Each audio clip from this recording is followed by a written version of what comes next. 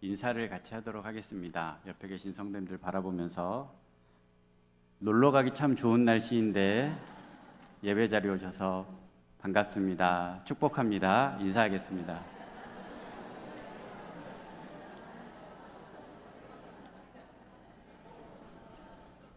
고맙습니다. 네.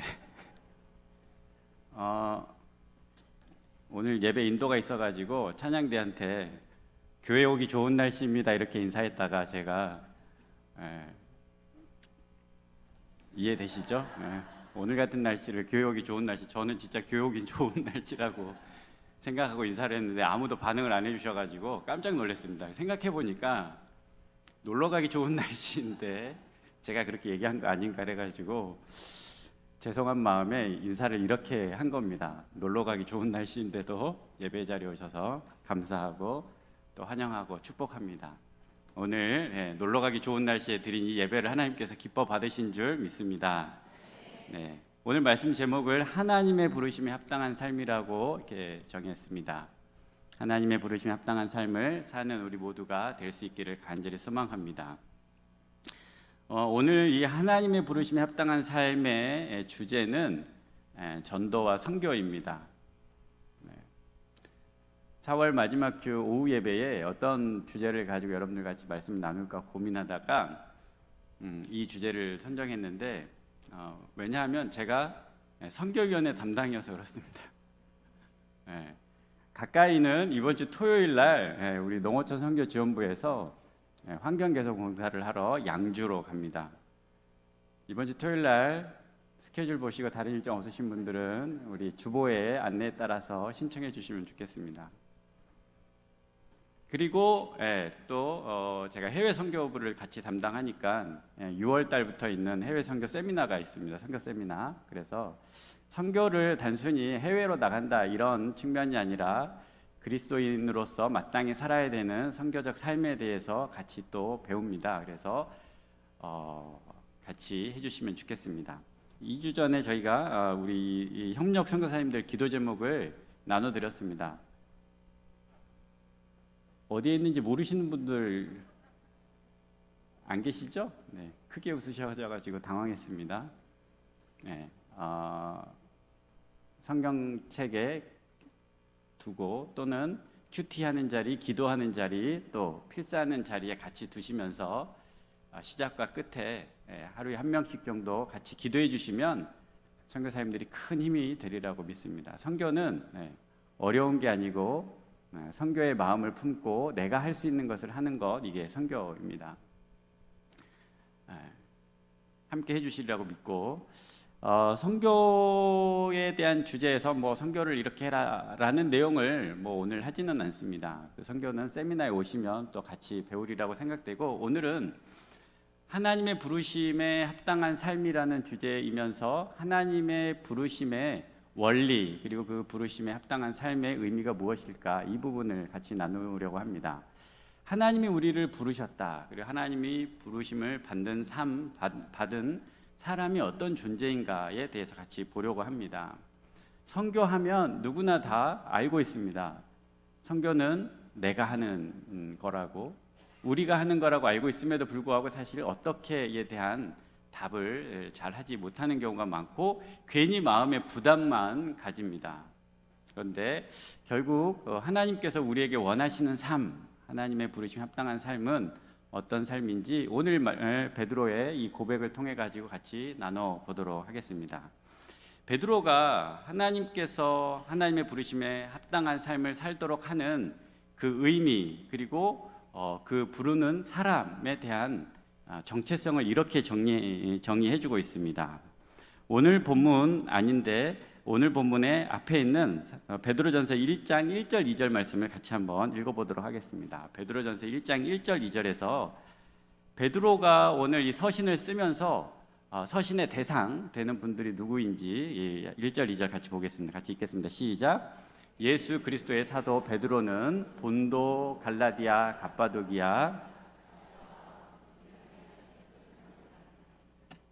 곧 하나님 아버지의 미리 아심을 따라 성령이 거룩하게 하심으로 순종하고 예수 그리스도의 피 뿌림을 얻기 위하여 택하심을 받은 자들에게 편지하노니 은혜와 평강이 너희에게 더욱 많을지어다.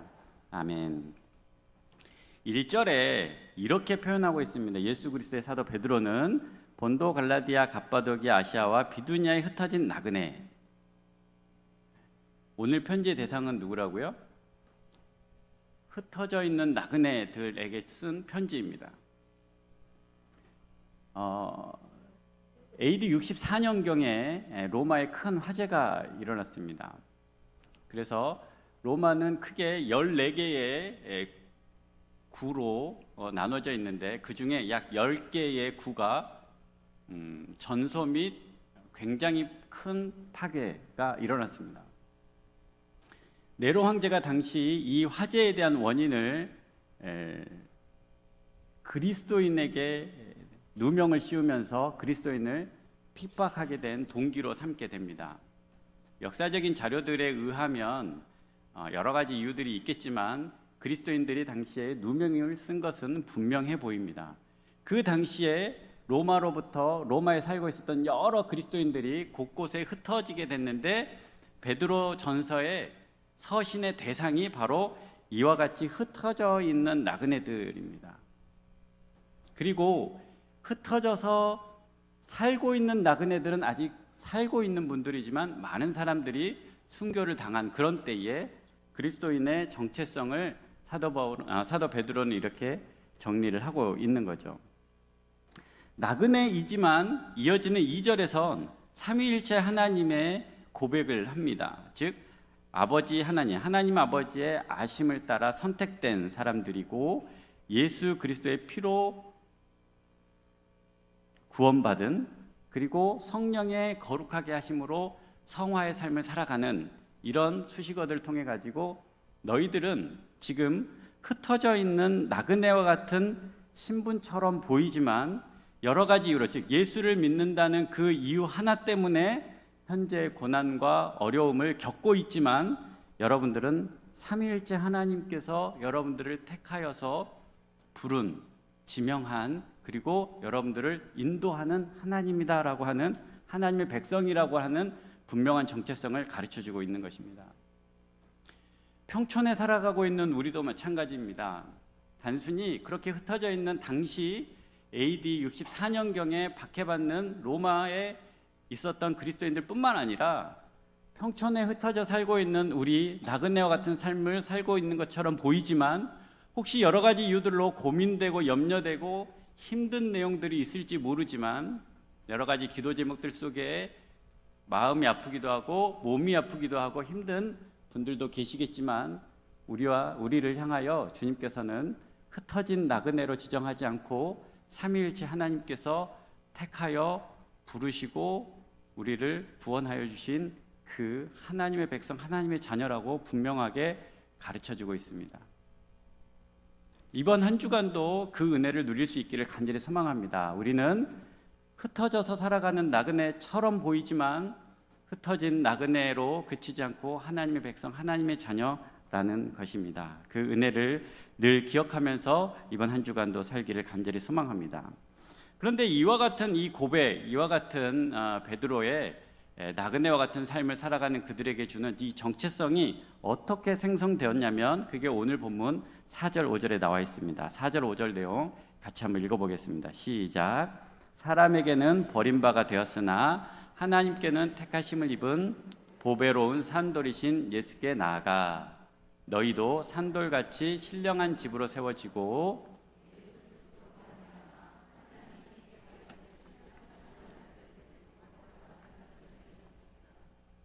아멘. 사람에게는 버림바가 되었으나 하나님께는 택하심을 입은 보배로운 산돌이신 예수께 나아가입니다. 이와 같은 정체성을 계속 소유하고 의지할 수 있는, 소유하고 그것을 힘입어서 살아갈 수 있는 그 근거가 어디 있냐면 그 예수님께 나아가는 것입니다. 근데 이 예수님을 사도 베드로는 이렇게 얘기합니다. 사람에게는 버림바가 되었으나.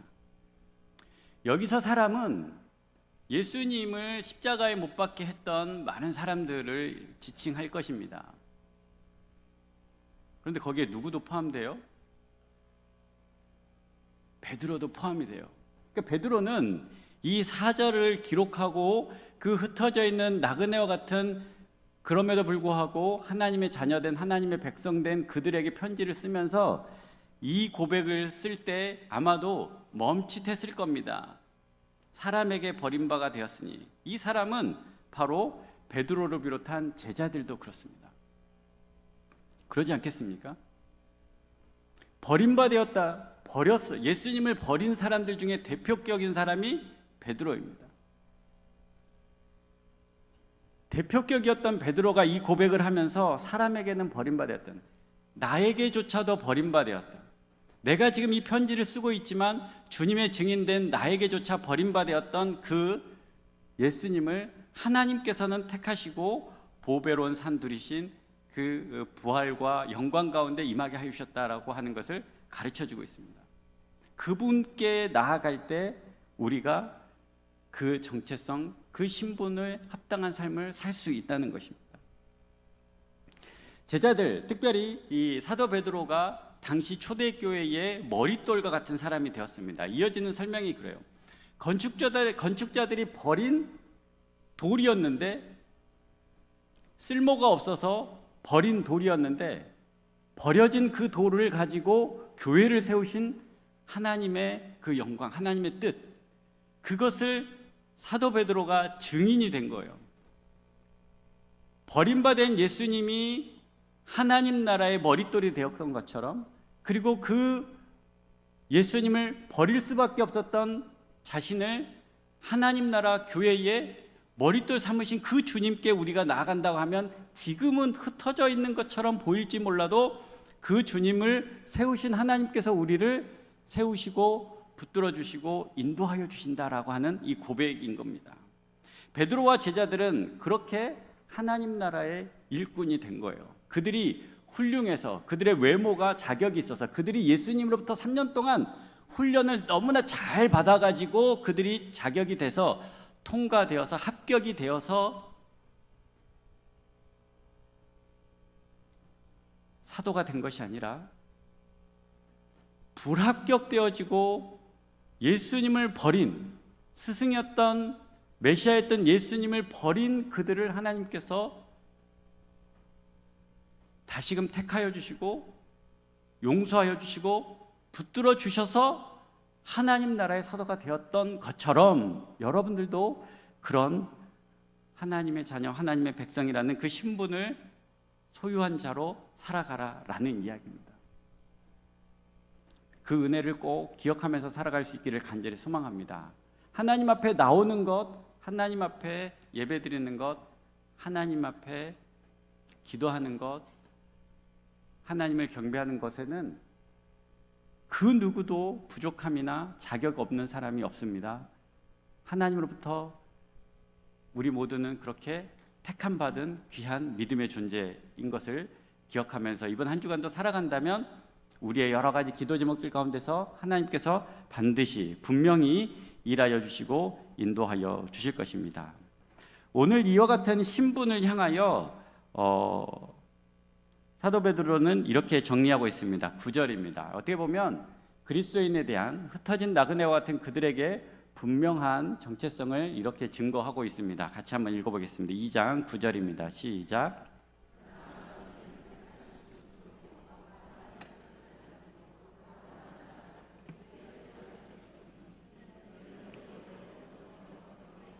그의 기이한 빛에 들어가게 하신 이의 아름다운 덕을 선포하게 하려 하심이라.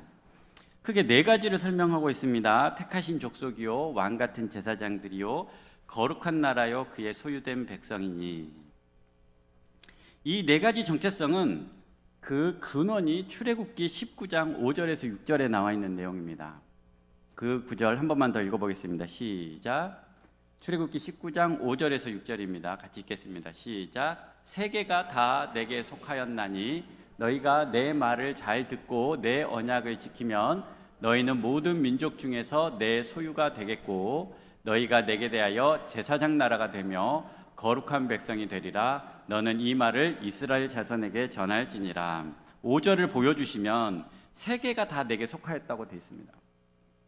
세계가 다 하나님의 소유이고 하나님의 백성이고 하나님의 피조물입니다. 세계가 다 하나님의 피조물임에도 불구하고 하나님께서 이스라엘 백성들을 그렇게 부르셨습니다. 이게 출애굽기 19장 5절에서 6절의 내용입니다. 이거를 신학적으로는 신의 산 언약이라고 표현을 하는데, 즉 이스라엘 백성들을 향하여 하나님께서 이 언약을 통해 가지고 그와 같은 정체성, 신분을 재정리를 해줘요. 이스라엘 백성이 출애굽했을 때 이와 같은 약속을 하는데, 출애굽이라는 것은 단순히 애굽으로부터 나온, 애굽의 노예 신분으로부터 나온 이스라엘 백성들의 존재만을 이야기한 게 아니라 자유인이 되어서 자유인으로서의 합당한 삶의 의미를, 새로운 정체성을 심어준 것입니다. 감옥에서 나오면 많은 사람들이 다시 감옥에 가는 재범률이 높다고 합니다. 그 이유가 뭐냐면, 한번 낙인 찍혀진 우리가 흔히 말하는 빨간 줄이잖아요. 이와 같이 낙인이 찍히면 다시 죄가 이미 죄값을 치렀기 때문에 죄가 없는 사람으로 살아도 됨에도 불구하고 그렇게 살 수 있는 환경이 안 되는 것입니다. 그래서 할 수 있는 것들이 제한되면서 다시 재범을 하게 되는 거죠. 이스라엘 백성들이 애굽에서 나와가지고 자유라는 신분을, 자유인으로서는 신분을 갖게 됩니다. 그런데 자유인이 되어서 왜 자꾸 애굽을 생각하냐면, 자신들의 신분, 정체성에 합당한 삶에 대한 분명한 목적의식과 분명한 의미를 잘 모르기 때문에 그들이 자꾸 애굽을 생각하게 되는 거예요. 무엇 때문에? 지금 광야라는 시간 속에서, 광야라는 환경이 너무 버겁고 힘들어서 자꾸 애굽에서의 생활을 돌아보게 된다는 거죠.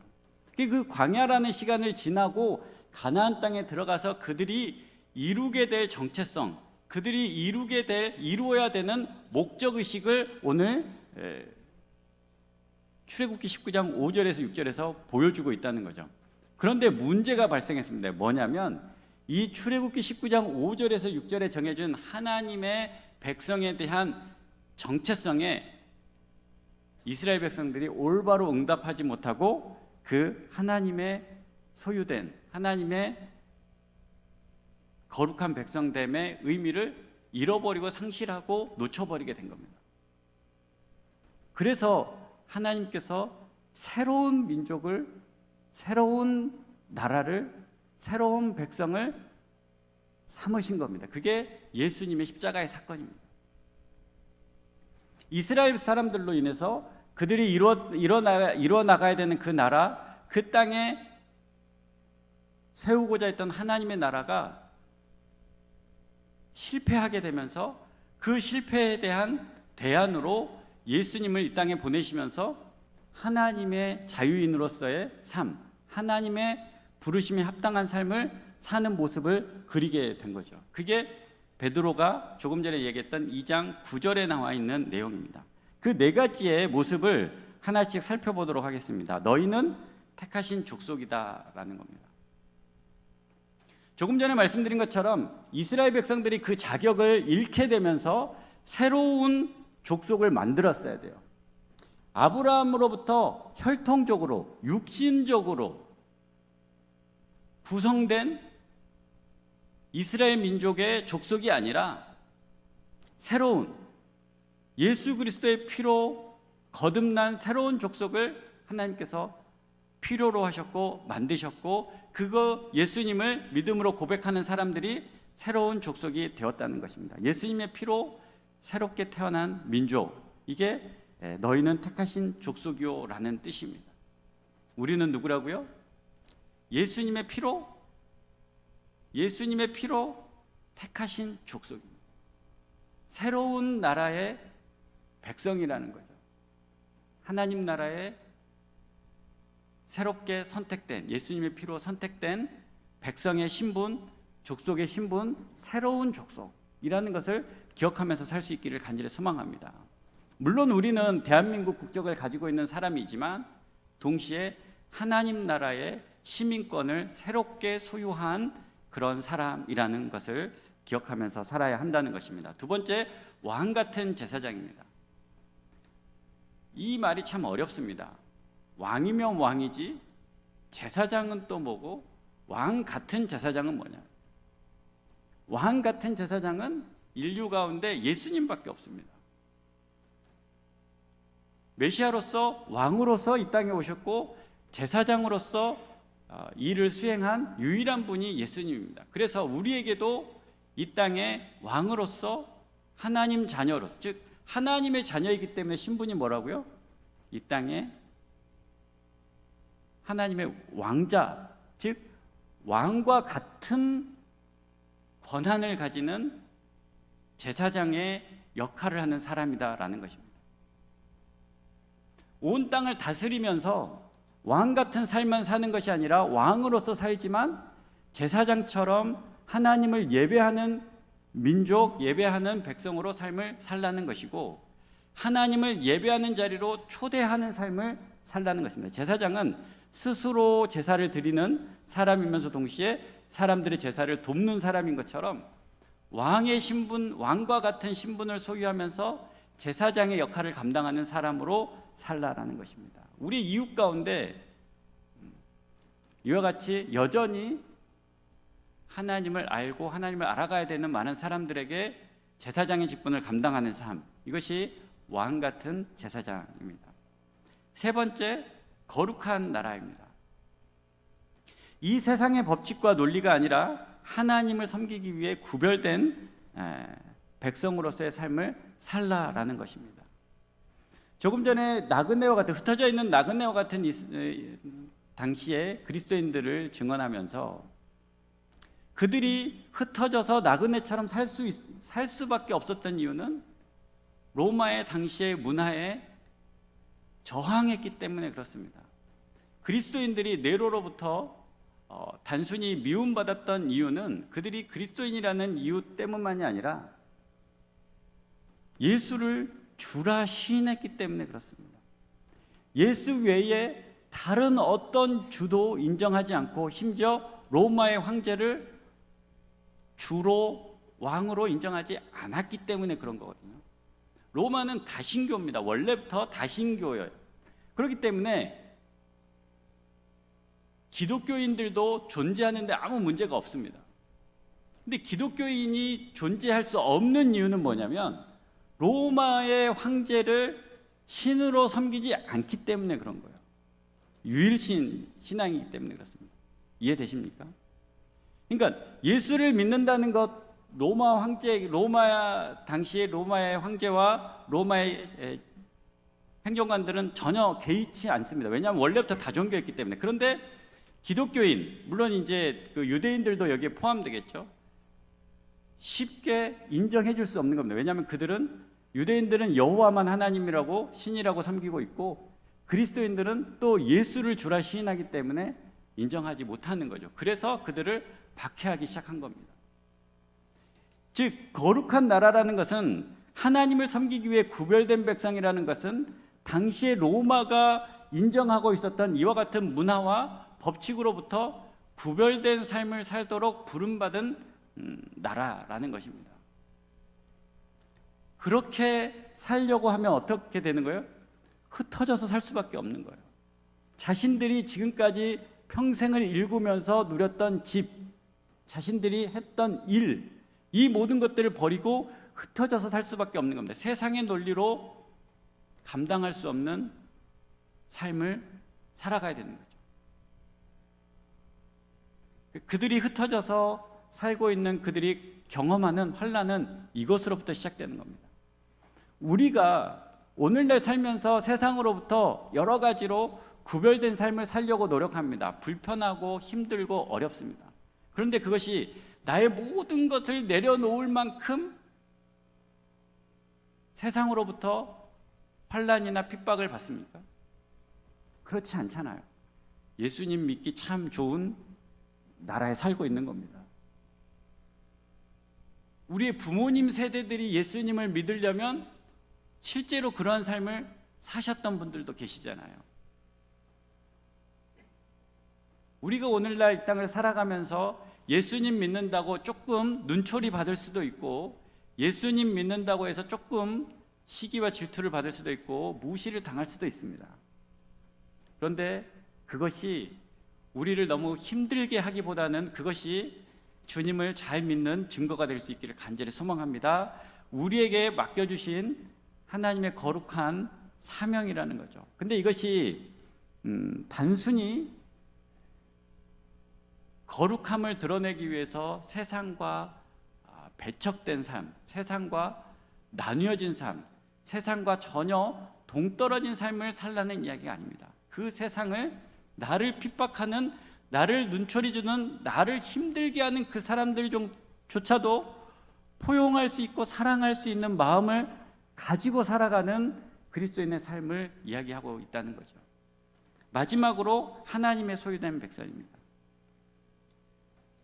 내 소유는 누구라고요? 나는 누구에게 소유되었다고요? 하나님께 소유되었습니다. 이 소유라는 단어는 우리의 표현으로 하면 동산, 부동산 말고 동산을 이야기해요. 동산 중에 제일 좋은 거 뭐가 있습니까? 아마 애들한테 얘기했으면 핸드폰이라고 그랬을 텐데, 여러분들이 가지고 다니는 것 중에 제일 값진 것. 그래서 사람들은 이동하잖아요. 지금 흩어져 있잖아요. 그래서 가만히 있는 부동산적인 존재가 아니라 동산적이면서도 가치 있는 존재로 하나님께서 너희를 부르시고 너희를 인정한 그런 존재라는 것입니다. 하나님의 소유된 백성. 우리는 하나님의 손에 있는 가장 보배로운 존재라는 것입니다. 흩어져 있어요. 그래서 혹시 영원히 흩어져서 다시는 못 볼 수도 있었던 아마 그리스도인들도 있었을 겁니다. 원래는 같이 예배드렸는데 예수님을 믿는다는 그 이유 하나만으로 지금 5개의 지명으로 흩어져 있는, 근데 5개의 지명만이 아니라 더 많은 곳으로 아마 흩어졌겠죠. 그렇게 흩어져 있던 그들을 향하여 뭐라고요? 너희는 하나님의 소유된 백성, 너희는 하나님의 손에 가장 소중하고 보배로운 존재라는 것입니다. 그 예수님의 십자가의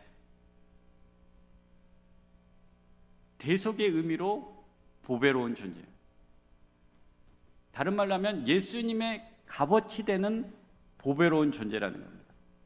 예수님께서 우리를 자신의 피값으로 사셨잖아요. 피의 값. 그 피의 값은 여러분들 피값보다 더 할까요? 덜 할까요? 예수님의 생명값이 내 죄를 사해주는 값보다 작을까요? 클까요?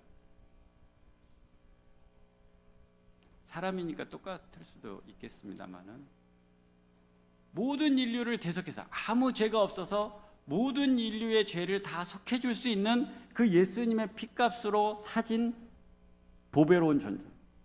그러니까 내 죄를 사해주기 위해서 하나님께서 아주 많이 얹혀서 나를 대속해주기 위해서 값을 치른 보배로운 존재라는 거예요. 여러분들 신분 아시겠습니까? 나는 단순히 내 죄값의 얼마 정도, 내 죄값만큼 하나님께서 값을 주고 사신 정도가 아니라 내가 지은 죄보다 훨씬 더 많은 양의 값을 치르고도 남을 만큼의 값을 주고 하나님께서 대속해 준 하나님의 가장 가치 있는 소중한 존재라는 것을 이 하나님의 소유된 백성의 의미입니다. 우리 모두가 이와 같은 이 정도의 가치가 있는 거룩한 존재라는 것을 의식하면서 한 주를 살았으면 좋겠습니다. 그러면 한 주 동안 우리가 경험할 수도 있는, 우리가 유혹받을 수도 있는, 우리가 도전받을 수 있는 세상의 어떠한 유혹과 시험에도 이겨낼 수 있는 힘을 얻는 것입니다. 왜냐하면 그와 같이 넘치도록 하나님의 보배로운 존재이기 때문에 우리 자신을 우리가 생각하는 그 가치보다 더 귀한 보배로운 존재이기 때문에 그렇습니다. 그 은혜를 꼭 기억하면서 이번 한 주간을 살아갈 수 있기를 간절히 소망합니다. 오늘 같이 영상 하나를 볼 텐데요. 우리나라에서 최초의 기독교인이라고 할 수 있는 이수정이라는 분의 이야기입니다. 영상을 먼저 보고 이어서 말씀 나누도록 하겠습니다.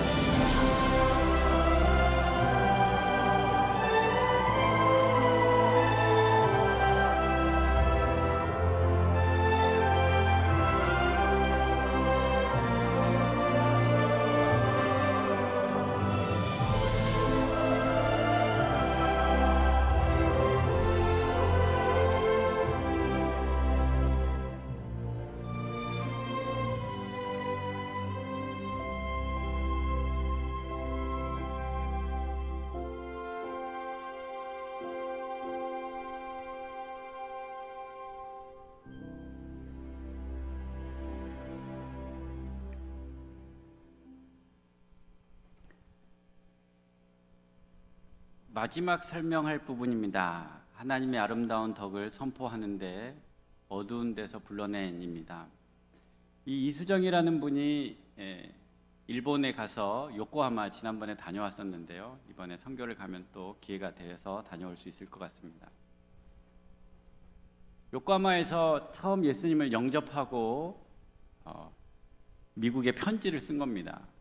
처음에 시작해 영상 초반에 나왔던 편지 내용이 있지 않습니까? 그 내용 마지막에 이렇습니다. 미국은 우리에게 기독교 국가로 알려져 있습니다. 만약 당신들이 우리에게 그 복음을 전해주지 않는다면 다른 나라들이 전도자를 보내주리라고 생각합니다. 만약 당신들이 우리에게 그 복음을 전해주지 않는다면 하나님은 다른 방법으로 전도자를 보내주시면서 동시에 여러분들에게는 화가 있을 것입니다.